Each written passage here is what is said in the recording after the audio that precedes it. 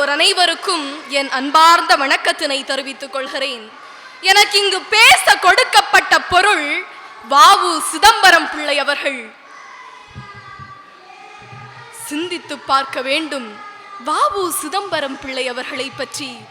ஏனென்று சொன்னால், அன்றைய காலகட்டத்திலே நம்முடைய பாரதி சொன்னார், அக்கினி குஞ்சொன்று கண்டேன், அதை அங்கொரு காட்டிலோர் பொந்திடை வைத்தேன், வெந்து தணிந்தது காடு தளல் வீரத்தில் குஞ்சென்று மூப்பென்று உண்டோ, தத்தருகிட தத்தருகிட தத்தோம் என்ற பாரதியின் வரிகளை மெய்ப்பிக்கும் வகையில் இன்றைய இளைய சமுதாயங்கள் நம் மனதிலே வ.உ.சி.யை நிலைநிறுத்தி வாழ்வோம் என்று சொன்னால், வாழ்விலே மனத்தளர்வு ஏற்படாமல் நிலையான ஒரு வாழ்க்கையை நம்மால் வாழ முடியும்.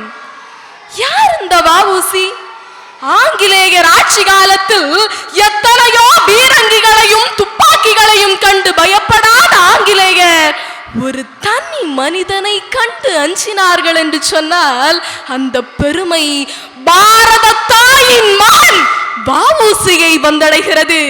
பாரத நாட்டிற்காக தான் பெற்ற துன்பத்தையும் துயரத்தையும் துக்கத்தையும் பாரத தாய் என கழித்த பரிசு என்று கருதி மக்களுக்காகவே வாழ்ந்து தாய் நாட்டு மக்களுக்காகவே மறைந்த ஓர் உன்னத தலைவன்.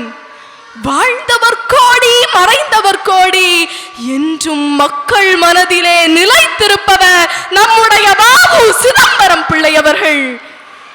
அவரின் பெருமையை பற்றி பேசுவதா, உள்ளத்தை பற்றி பேசுவதா, உயர்வை பற்றி பேசுவதா, செய்யாத குற்றத்திற்கு செக்கெழுத்ததை பற்றி பேசுவதா, இப்படி எதை பற்றி பேசினாலும் பேசியவரின் மனம் துணிச்சலடையும், அதை கேட்பவரின் மனம் அன்றைய காலகட்டத்தின் நிலைமையை புரிந்து கொள்ளும். சிந்தித்து பாருங்கள், அப்படிப்பட்ட அந்த ஆங்கிலேயருக்கு எதிராக கப்பல் விட்டு சிறை சென்ற வ.உ.சி இந்திய விடுதலை வரலாற்றின் ஒரு முக்கிய திசை காட்டி, நாம் ஒருபோதும் மறக்கக்கூடாத தியாகி. வக்கீல் துறையிலே பெரும் பொருட்கள் ஈட்டிக் கொண்டிருந்தார் அவர். குற்றவியல் வழக்குகளில் வ.உ.சி உள்ளே நுழைகிறார் என்று சொன்னால் நீதிமன்றமே ஆடி போகும். நீதிக்காக நிதி இழந்தோருக்கு கூட இலவசமாக வாதாடுகிற பண்பும் அந்த தலைவனிடம் நிறைந்திருந்தது. அப்படி ஆங்கிலேயருக்கு எதிராக கப்பல் விட்ட குற்றத்திற்காக 40 ஆண்டுகள் கடுங்காவல் தண்டனை விதிக்கப்படுகிறது. கொடுத்து கொடுத்து சிவந்த வ.உ.சியின் கரங்கள் செக்கிழத்து புண்ணாயின.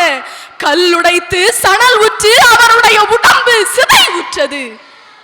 அது மட்டுமா, மேலோர்கள் வெண்சிறையில் வீழ்ந்து கிடப்பதும் நூலோர்கள் செக்கடியில் நோவதும் காண்கிளையோ என்று அவரின் உற்ற நண்பன் பாரதி மனம் நொந்து பாடினார். விடுதலை பெற்று வ.உ.சி வெளியே வருகையில் அவரை அழைத்து போக கூட ஆளில்லை என்பது ஒரு கசப்பான வரலாறு. லட்சங்களில் வாழ்ந்த அந்த மனிதர் பஞ்சம் பிழைப்பதற்காக சென்னைக்கு வந்தார். மண்ணெண்ணெய் கடை வைத்து தெரு தெருவாக சென்று மண்ணெண்ணெய் விட்டு பசியாற்ற முயன்றார். இப்படியாக அவருடைய வழக்கறிஞர் பட்டத்தை மீட்டு தந்த ஆங்கிலேய நீதிபதி வாலஸ் நினைவாக தனது பிள்ளைக்கு வாலேஸ்வரன் என்று பெயரிட்டார் வ.உ.சி.